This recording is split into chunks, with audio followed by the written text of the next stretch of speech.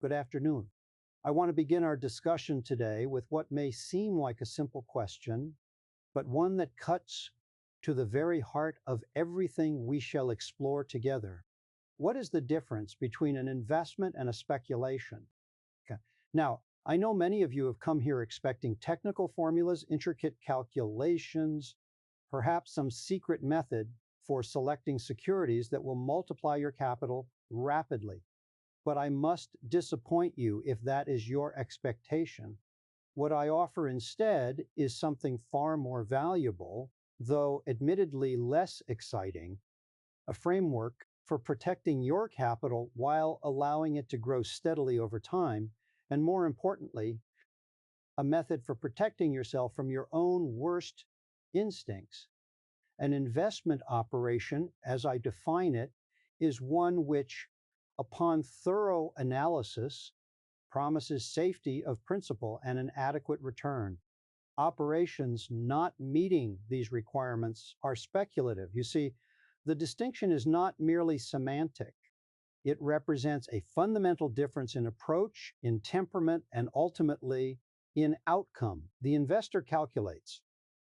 The speculator gambles. The investor seeks safety first, return second. The speculator reverses this order, often with catastrophic results. I have spent more than 4 decades studying securities, analyzing balance sheets, observing market behavior, and teaching young men and women at Columbia Business School. And in all that time, I have observed one constant: the greatest losses in investing come not from market declines, but from the failure to understand what one is doing. People buy securities they do not understand at prices they cannot justify based on premises they have not examined. This is not investing. This is hoping. And hope, while admirable in many aspects of life, is a poor foundation for capital allocation. The confusion between investment and speculation has cost more money than perhaps any other error in financial history. In I Cengiubite Arsubat and I Cengiubite Arsugil, millions of Americans believed they were investing when they purchased stocks at 20, 30, even 40 times earnings. They believed they were prudent business people building wealth for their families. In reality, they were speculating on continued price increases, paying no attention to underlying business values. When prices collapsed, as they inevitably must when divorced from fundamental value, these individuals discovered too late the difference between investment and speculation. Now, let me be clear about something. I do not condemn speculation outright. There is a place for it in the financial markets. Speculators provide liquidity. They help discover prices. They assume risks that others wish to avoid. But speculation should be undertaken only with money you can afford to lose entirely, only in amounts that represent a small fraction of your capital, and only with full awareness that you are speculating, investing. The tragedy occurs when people speculate, believing they are investing, risking money they cannot afford to lose on ventures they do not understand. Right? Let me share with you a metaphor that I have found useful over the years, one that captures the essential nature of market behavior. Imagine that you are in business with a partner named Mr. Market. Now, Mr. Market is a peculiar fellow. Every single day, without fail, he appears at your door with an offer. He will either buy your share of the business or sell you his share, and he names a price. Sometimes Mr. Market is optimistic, even euphoric, and he offers you an absurdly high price. Other times he is depressed, melancholic, and he offers to sell at a fraction of what the business is truly worth. The question is, should you let Mr. Market's daily pronouncements determine your view of your business's value? Of course not. That would be madness. Yet this is precisely what most people do when they check stock prices compulsively and react emotionally to every fluctuation. They allow Mr. Market, who is frankly a bit unstable, to dictate their actions rather than their own careful analysis of business fundamentals. Mr. Market has manic depressive tendencies. Some days he sees only blue skies ahead, and values the business optimistically. Other days he sees only disaster and values it pessimistically. The beautiful thing is that Mr. Market never minds being ignored. If you decline his offer today, he will be back tomorrow with a new one. You are under no obligation to trade with him. You can wait for prices that make sense to you. The intelligent investor understands that Mr. Market is there to serve you, not to guide you. You may take advantage of his excessive optimism by selling to him, or his excessive pessimism by buying from him, but you must never fall under his influence.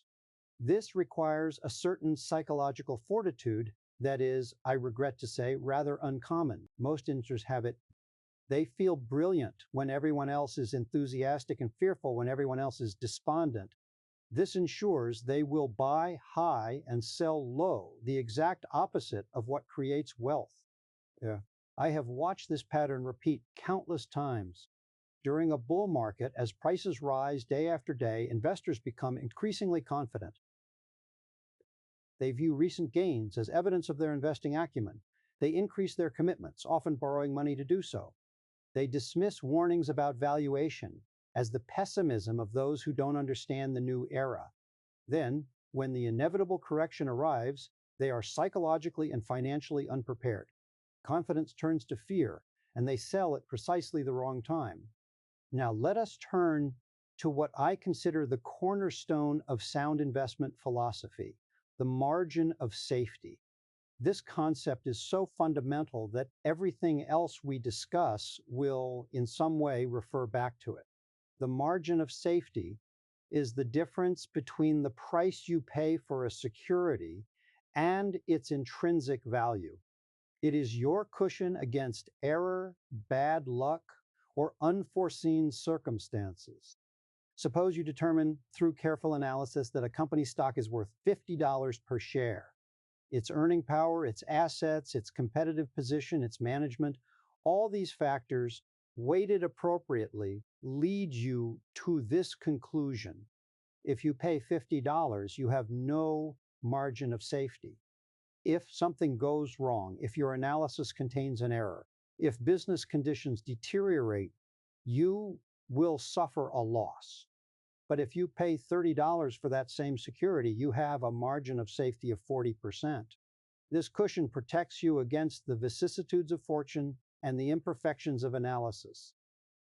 The margin of safety principle is borrowed from engineering, where bridges are designed to carry far more weight than they will ever be expected to bear. A bridge rated for 10 tons might be built to withstand 30 tons. This margin protects against unexpected stresses, deterioration of materials over time, and errors in calculation. The same principle applies in investing. You cannot predict the future with certainty. Your analysis may contain errors. The economy may weaken. The company may encounter difficulties. The margin of safety is your protection against these inevitable uncertainties. The beauty of the margin of safety principle is that it aligns with common sense. If you were purchasing a small business in your community, a restaurant perhaps, or a hardware store, you would naturally want to pay less than your calculated value to provide room for error and unexpected problems. You would not pay the full price you believe the business was worth because you would recognize the inherent uncertainty in any business valuation. Yet when purchasing stocks, people routinely abandon this common sense, paying premium prices for fashionable companies with no margin for error. Now, the margin of safety principle applies across all investment decisions. When examining bonds, you want earnings to cover interest payments, not just adequately, but abundantly, perhaps 7 or 8 times over for an industrial company, or at least twice for a railroad in better times, though I have seen the railroad industry face challenges that require even more conservative analysis today.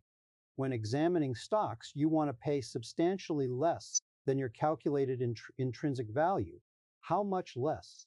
There is no single answer, but I suggest that paying more than 2/3 of intrinsic value, removes sufficient margin to make the investment questionable for a defensive investor.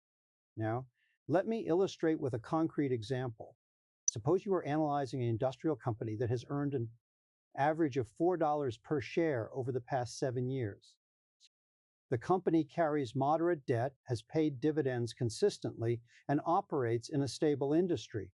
Using a conservative multiplier of 12 times average earnings, you might calculate intrinsic value at $48 per share.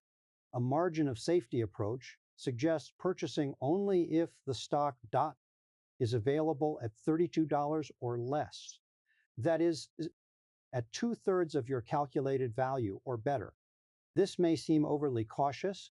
You may worry that you will miss opportunities by waiting for such conservative prices.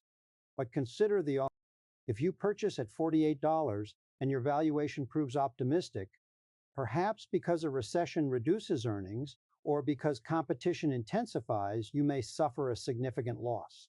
If you purchase at $32, even if conditions deteriorate somewhat, your margin of safety provides cushion. You may not make money immediately, but you are unlikely to lose much, and time works in your favor as the business continues to operate and compound value. And this brings us to a critical distinction I make between two types of investors, the defensive and the enterprising. I lived through the great crash of İçin Cübayr Arsacıoğlu and the subsequent depression. I witnessed fortunes evaporate, not because the underlying businesses were worthless, but because investors had purchased them with borrowed money at inflated prices. When prices fell, they faced margin calls. They were forced to sell at the worst possible moment. Leverage, that great amplifier of returns in rising markets, becomes an instrument of destruction in falling markets. The İçin Cübayr Arsacıoğlu crash offers us profound lessons that remain relevant today. In the years leading up to it, perfectly intelligent people convinced themselves that old rules no longer applied. They believed that modern methods of corporate management and Federal Reserve policies had eliminated the possibility of serious economic contraction. They pointed to genuine economic improvements, electrification, mass production, the automobile, as justification for ever-rising stock prices. Stock prices reached levels that could not be justified by any rational calculation of earning power or asset value.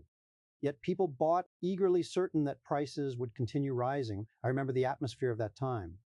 Investment trusts proliferated, each promising to make ordinary people wealthy through professional management.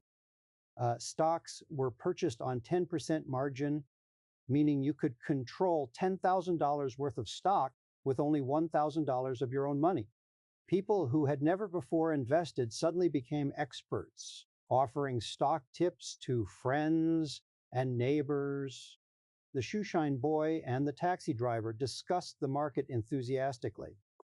Warning voices were dismissed as pessimists who did not understand the new era. When the crash came, it was swift and merciless. Stocks that had sold for $100 traded at $20 within weeks, then $10 within months. Companies that had seemed impregnable failed, banks closed, unemployment soared, the economic suffering was immense and prolonged. But the financial suffering among investors who had bought on margin was immediate and total. They lost not only their investments, but everything else they owned, as brokers seized assets to cover margin calls. The lesson is not that one should never invest in stocks. The lesson is that one must never lose sight of underlying values, must never use leverage for investment purposes, must always maintain adequate diversification and reserves. The companies that survived the Depression eventually recovered and prospered. Investors who had purchased them at reasonable prices and held through the decline eventually did well. But those who had purchased at peak prices, especially using borrowed money, were wiped out. When I hear someone say this time is different, I reach for my metaphorical wallet to ensure it is secure. These are perhaps the four most dangerous words in investing. Human nature does not change. Greed and fear, euphoria and panic, Excessive optimism and unwarranted pessimism, these cycles repeat endlessly because they are rooted in our psychology. We, not an external, each generation experiences its own mania.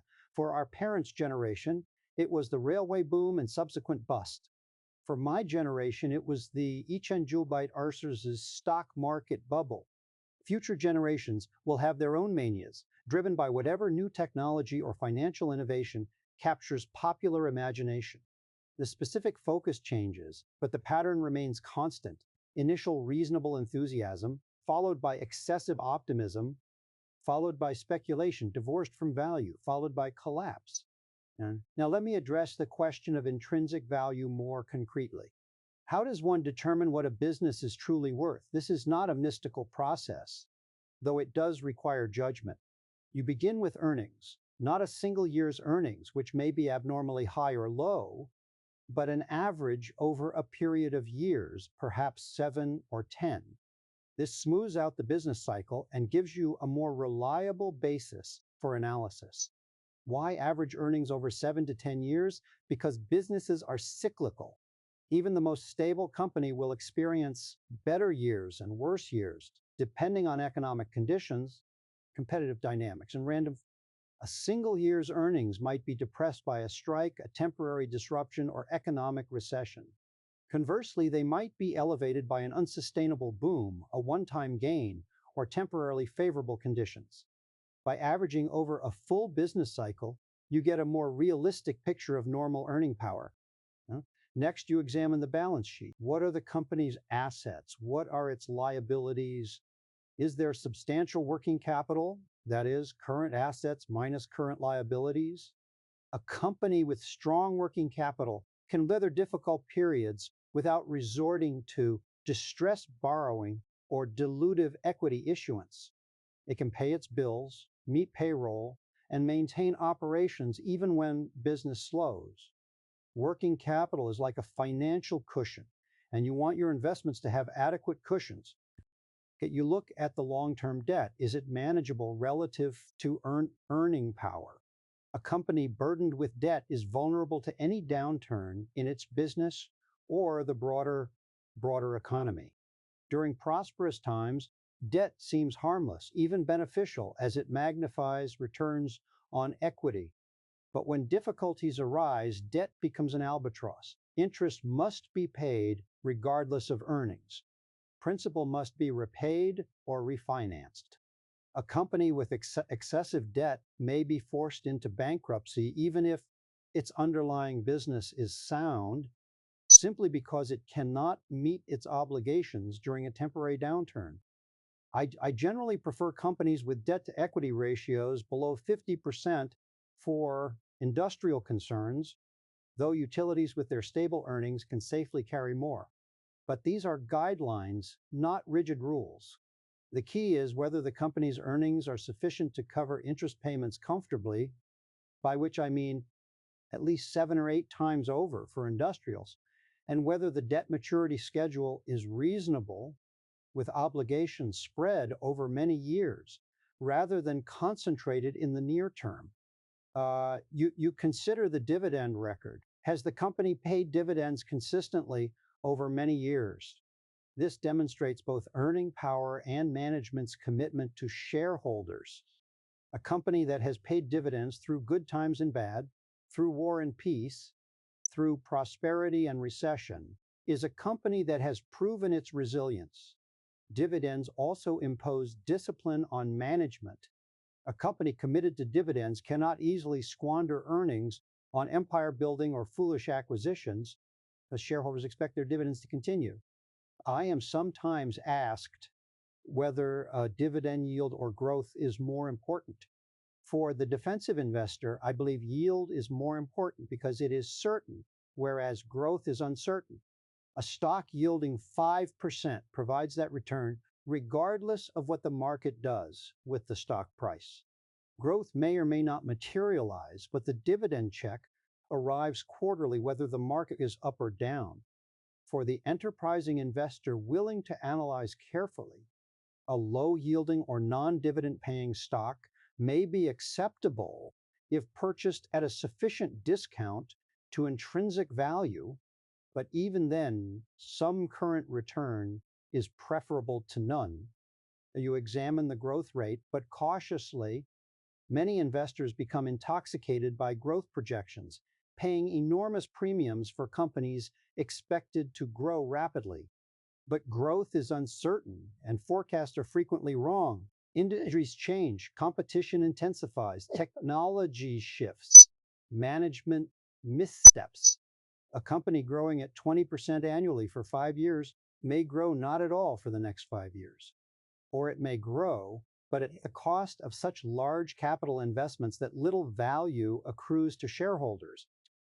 I prefer to pay a reasonable price for a good business than an extravagant price for an excellent one, because excellence is often ephemeral in business, and what you pay determines your return. A mediocre company purchased at a wonderful price may be a wonderful investment, while a wonderful company purchased at an excessive price will be a mediocre or poor investment. The mathematics are inescapable. If you pay 30 times earnings for a company and it grows earnings at 15% annually for 5 years, which would be an excellent result, you will only double your money if the market still values it at 30 times earnings at the end. If the multiple contracts to 20 times, which is still generous, you will make only about 50% over 5 years. Meanwhile, a company purchased at 8 times earnings need only maintain its earnings to provide a reasonable return, and any growth is a bonus. Yeah? Let us work through a more detailed example. Suppose a company earns $5 per share, has done so consistently with modest growth for a decade, carries little debt with long-term obligations of only $10 million against equity of $60 million. Word pays a dividend of $3 per share and has book value of $40 per share. The company operates in a stable industry. Let us say it manufactures industrial equipment, sold to other businesses with a record of profitability dating back 30 years. If you can purchase this stock at $40, you are paying 8 times current earnings, receiving a yield of 7.5%, and paying at book value. This provides multiple margins of safety, earnings well above price, dividend coverage comfortable, balance sheet solid. Even if earnings decline by 20% in a recession, the stock is still reasonably valued at 10 times depressed earnings. Even if the dividend is cut, you are still receiving a meaningful yield. The book value provides a floor below which the stock is unlikely to trade, except in a panic.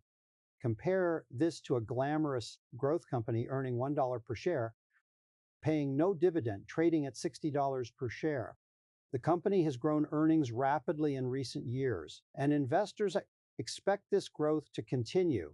Management speaks enthusiastically about new products and expanding markets. The story is compelling, the future bright, but let us examine the mathematics. You are paying 60 times earnings for hope.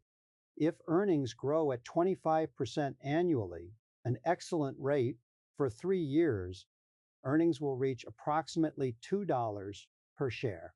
If the market still values the stock at 60 times earnings, it will trade at $120 and you will have doubled your money. But if the multiple contracts to 30 times, which is still generous for most businesses, the stock will trade at $60 and you will have made nothing, despite the company having performed very well. Now, what if the growth story falters? What if competition intensifies or technology shifts or management stumbles? Earnings might not grow at all or might even decline. The stock, overvalued to begin with, could easily fall to $20 or $30 as the growth story collapses and the multiple contracts. You would suffer a loss of 50% or more, not because the company became worthless, but because you paid too much in the first place. This is speculation, not investment, regardless of how compelling the story. You are betting on future growth that may or may not materialize, paying a price that leaves no margin for error. The intelligent investor avoids such situations no matter how popular or promising they appear. I want to emphasize something that may seem counterintuitive. Market fluctuations are your friend, not your enemy, provided you have the correct temperament. If you own a sound investment purchased with a margin of safety, a decline in its price is an opportunity to purchase more at an even better price. Even better. If you own nothing, a general market decline creates numerous opportunities to deploy capital advantageously. But this is true only if you have maintained adequate reserves. And if you can resist the psychological pressure that accompanies market declines. In Ichenjil Sen Shurar, during the depths of the Depression, stocks on average sold for about 1/3 of their Ichen Jubite Arster Jult highs. Many sold substantially below their working capital alone, meaning you could buy a dollar's worth of current assets for 60 or 70 cents, and you received the rest of the business for free. These were extraordinary, but they were available only to those who had preserved capital and maintained emotional equilibrium while others panicked. The principles I have shared with you today have been tested through decades of market history, through boom and bust, through prosperity and depression. They have worked in the past and they will work in the future, not because markets or economies are predictable, but because human nature is constant. Greed and fear, euphoria and panic, these will always create opportunities for the disciplined investor who can think clearly when others are thinking emotionally. I wish you success in your investing endeavors. May your analysis be sound, your margin of safety adequate, your diversification appropriate, and most importantly, your temperament steadfast. Thank you for your attention and your patience with an old professor who still believes that protecting capital and achieving satisfactory returns need not be exciting to be valuable,